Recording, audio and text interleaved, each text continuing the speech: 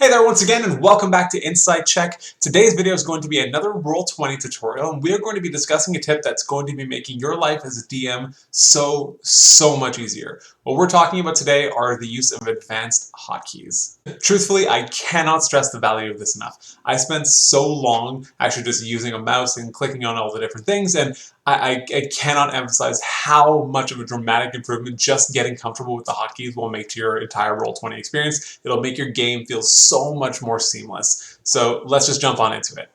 So firstly, in order to actually use advanced keyboard shortcuts, you do have to enable it in your game settings. So you can do that just by heading over to the top right corner, clicking on the little gear icon there, and then there's an option here that says Use Advanced Keyboard Shortcuts. So we're going to want to make sure that that's clicked, because if it's not enabled, you will not be able to use any of this. So there is a section on the Roll20 Help Center that does have a list of all the keyboard shortcuts, but we're going to talk about a few of them today that are really going to make things so much more simple for you. I'll also be sure to be posting the link to that help article in the description down below, so feel free to check it out whenever you get a chance. So the first thing that we're going to be talking about is how to switch layers. So if you're not one of the Roll20 Premium subscribers, you only have access to the map layer, the objects layer, and the GM layer. If you are one of the premium subscribers to Roll20, you will also get access to the dynamic lighting layer. So right now we're going to look at how to move between the layers and also transfer objects from one layer to another really simply. So we're going to start out on our map layer. And you can kind of tell that because all the tokens that we have on our board here are all kind of grayed out. You can't really see them very well, and I can move and manipulate the map as I wish. So let's say we wanted to move over to the objects layer. It's just as simple as tapping the letter O on our keyboard, and all of a sudden we're moved over to the objects layer, and we can move on all our tokens as we wish. But now let's say we wanted to move something that was on our GM layer. Let's say this number 3 was kind of blocking something and we wanted to make sure that was kind of out of the way. If we press K, that'll bring us over to our GM layer, and then we can move this, we can kind of drag it around somewhere else so it's not in our way. But let's say we wanted to move one of our actual map elements once again. Really easy to do, just as simple as pressing M on the keyboard. Pressing M, and it brings us back over to our map layer. And lastly, if you want to move over to our dynamic lighting layer, it's just as simple as pressing the comma key. As soon as we press it, you can see all the highlights begin to appear all around the corner from where our drawing tool created the boundaries for our dynamic lighting layers. So all these options are over onto the right side of the keyboard, and they do make a pretty clean diagonal, so it's kind of easy to remember which ones they are. O for the objects layer, K for the GM layer, and M for the map layer, and lastly the comma key for the dynamic lighting layer. So they're all right next to each other. But let's say we wanted to move an object really simply from one layer to another layer. So let's say that we have an enemy that's hidden on our GM layer. Maybe they're hiding around a corner and the party hasn't quite got there yet, but now the enemy's going to jump out and make itself known. We want to be able to quickly reveal that without having to kind of navigate through all these menus and click a whole bunch of times to do it. Is there an easy way to do that? And there absolutely is, using advanced shortcuts. So the first thing that we want to do is we need to make sure that we are on the correct layer for our hidden creature, which in this case is on our GM layer. So we're going to press the K key, and that's going to move us right over to our GM layer. Now we can highlight this hidden wolf over here. So whenever we want to move an object from one layer over to another layer, we're actually going to be doing a 2-key combination that we have to press in somewhat quick succession. So whenever you're moving an object, you want to begin by pressing the L key, followed by the hotkey for whatever layer you want it to be on. So I like to remember this just by thinking of the L as either location or layer, and then you kind of press the destination that you want it to be on. So right now we have this wolf that's hidden on our GM layer, but we want to move it quickly over to our objects layer. So we're going to want to press the L key quickly followed by the O key. So that's going to take it quickly from our GM layer right over to our objects layer. So let's do that right now. If we press LO, all of a sudden we can see now it's revealed, it's hidden, we can control over there. The good news is that it also moves you over to the objects layer, so you can immediately control any of the objects or any of the tokens that are on that layer as well, without having to kind of remember to switch over as well. You can also do these in groups. So let's say we have selected multiple tokens here. We have 2 wolves selected, and now we want to hide them. We want to quickly move them over to our GM layer. We can press LK, and that hides them and brings them over here. So again, L is always the prefix followed by the hotkey for the layer that we want them to move over to.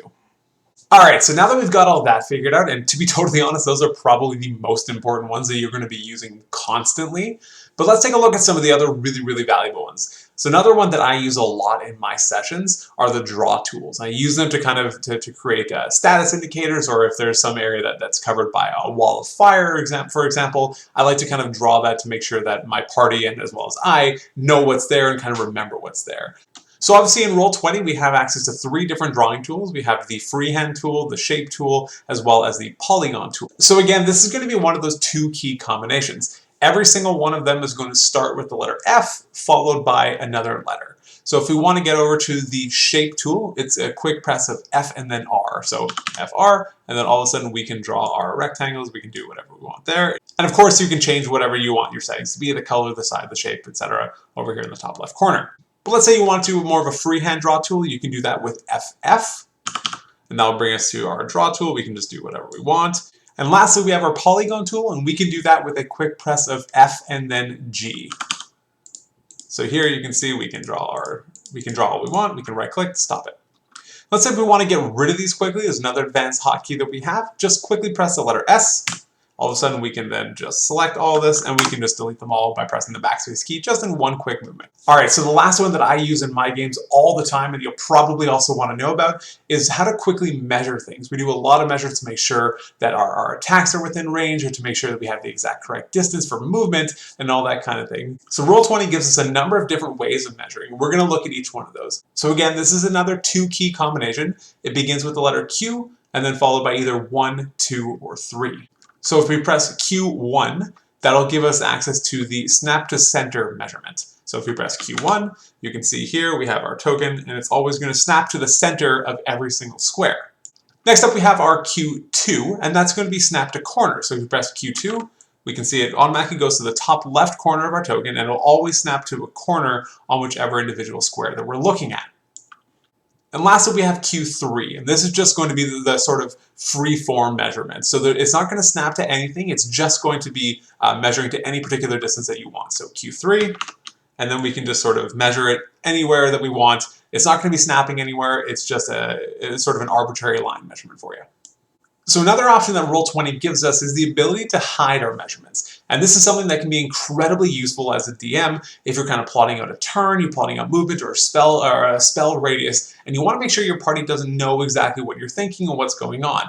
So you're able to do that once again with another 2 key combination, again beginning with the letter Q, and this time followed up with the letter H. Now the really important thing to know is that the type of measurement that you're going to be using, whether that's snap to center, snap to corner, or just the freeform measurement, is going to depend on whatever you had it set to previously. So if we press Q1, that brings us into our snap to center measurement. So now for hiding our measurements, which we do by pressing Q and then H, this will hide our measurements, which you can see as there's a little eye that has a cross through it there, so no one else can actually see that I'm measuring here, but again, it is still going to be a snap to center measurement. If we press Q2 and then begin to measure, this is going to be snap to corner, but it's still going to be our hidden measurement. And then Q3, for our just sort of freeform measurement, it's still, once again, our hidden measurement. So it's always going to maintain whatever the last setting that you had it as was.